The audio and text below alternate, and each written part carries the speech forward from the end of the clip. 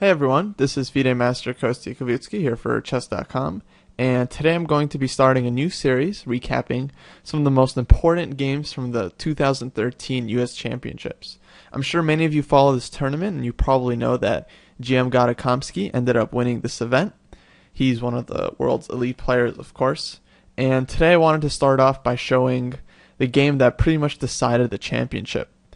Going into this playoff, Kamsky was tied for first place with GM Alejandro Ramirez, and they had drawn their first two games in their rapid tiebreak match, and this was the last game, the Armageddon game. So Kamsky was playing white here, and he needed to win this game because black had draw odds, meaning if the game was drawn, black would be awarded the victory. To compensate for this, of course, Kamsky got the white pieces, which is an advantage, and 25 minutes extra thinking time. The position we have here after the opening is very pleasant for white. He's got some extra space, this nice knight on d5, and it's a very good position to just play and play and play and play because white has a lot of different ideas here, a lot of different plans, and because they have more space, their position is much more comfortable. Black, on the other hand, although their pieces seem very nice, for instance, this bishop on g7 is very strong. The knights have some good squares on e5 and c5. Because black is lacking space, they're also lacking a good plan. They don't have any pawn breaks to make. Meanwhile, white, on the other hand, can play for like f4, f5, maybe b4, and they're basically maneuvering, and hoping that black will make some kind of weakness, which they can later exploit. So Kamsky plays this move here, h3. This is a good move, typical of this kind of position, which you might classify as a Marazzi bind with the pawns e4 and c4, sort of restricting black's position. And this move h3 just takes away the g4 square. Whenever you have this kind of position from the white side, you really just want to restrict your opponent's pieces as much as possible and slowly gain more and more space. So knight d5, black is basically maneuvering. King h1, getting his king off of this diagonal before playing something like f4. Rook b8. Knight c2, queen d7, knight b6, queen d8, bishop e3. Basically, white isn't rushing here. They're just restricting black's play and making sure that they maintain control over the position. Knight d7, knight d5, knight c5, and here we go, f4. Kamsky decides it's time to advance on the king side and try to create some threats. Now, if black does nothing, white's going to play f4, f5, and maybe f5, f6, and launch a really nice attack. So black plays b5. This is a good decision. They have to try to get counterplay on the queen side. They have to make counter threats and not allow white to just build up on the king side as much as they want. And I think Kamsky reacted to this pretty well. He takes on b5, ab5, and he played f5. So if black were to retreat with this bishop here, let's say bishop d7, white has a number of good options here. They can play for f6 at some point. They might play bishop g5 or bishop h6.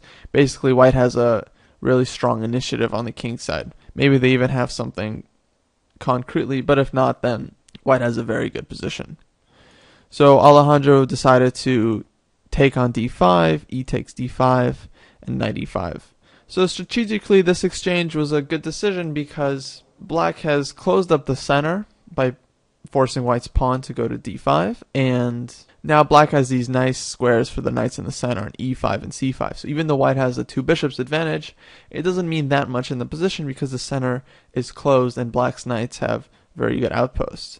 However, white has a very strong trump of their own, other than having the two bishops, is that after knight b4, we can see that white's knight has his own outpost on c6, which the knight is going to be reaching very soon.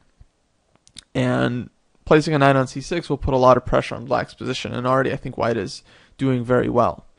So queen a5, Alejandro decided to sacrifice this pawn, but of course he forces white to trade off their dark-scored bishop, and now because of the presence of opposite color bishops, in some endgames, even though white might be up an extra pawn or two, it might be difficult to win because opposite color bishop endgames are notoriously difficult to win. Black can defend on the dark squares and maybe white won't be able to break through. So practically this was a very good decision, but I believe he was already quite low on time here. So this position can be difficult to defend, especially against someone as strong as Kamsky. So they traded rooks. Kamsky opens up the f-file, queen f4, pressuring f7, queen c7, and now a4. This is a good plan, just creating a passed pawn on the a-file and giving white some significant winning chances. Takes, f5, knight c6, takes. They traded queens, and white got this strong pawn on e6. Now this position looks very good for white, and it's probably close to winning, but perhaps a decisive mistake was made right here. Black played e5. And their idea, of course, is to play e4 and block off this bishop, but white has bishop d5 check. After king f8, white played g4, winning a second pawn.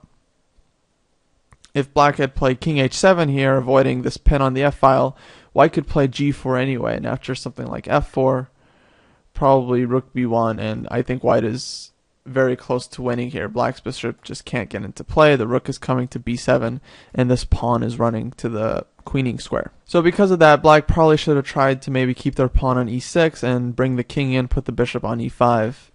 You know, I mean, it's still a very difficult defense, but maybe Alejandro Ramirez could have tried to hold on a bit more.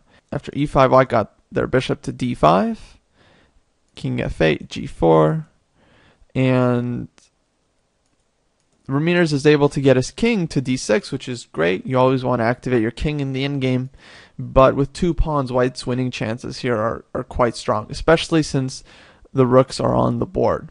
Without the rooks, perhaps black could maybe hold this position, although I strongly doubt it, but with rooks on the board, it always gives more chances to the stronger side, or the side with extra pawns.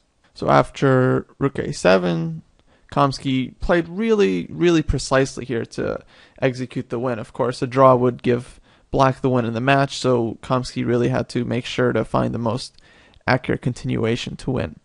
Alejandro gave up a third pawn to activate his bishop, maybe trying to get some counterplay like against this a4 pawn, but with accurate play, Kamsky was able to use some tactics and keep the game in his favor. Here he played bishop f3, and this was a really strong move. The idea being that if rook takes a4, white could play c7, threatening to queen, and if bishop takes c7, rook c6 check, wins the bishop. Whenever you're trying to convert these endgames where you have an extra pawn or two, you always want to look for small tactical tricks to improve your position and continue your goals. So black has to stay put here, and white is able to increase their advantage to the maximum. h5, king d6, and here Kamsky calculated out all the way to the end. He played h6, very accurate move, allowing black to take this pawn on a4, and after rook takes e5 and c7, black has no way to stop both pawns. Rook c4, h7, and this was the game that decided the US Championships for Gata Kamsky. Thanks a lot for listening, and I'll see you around on Chess.com.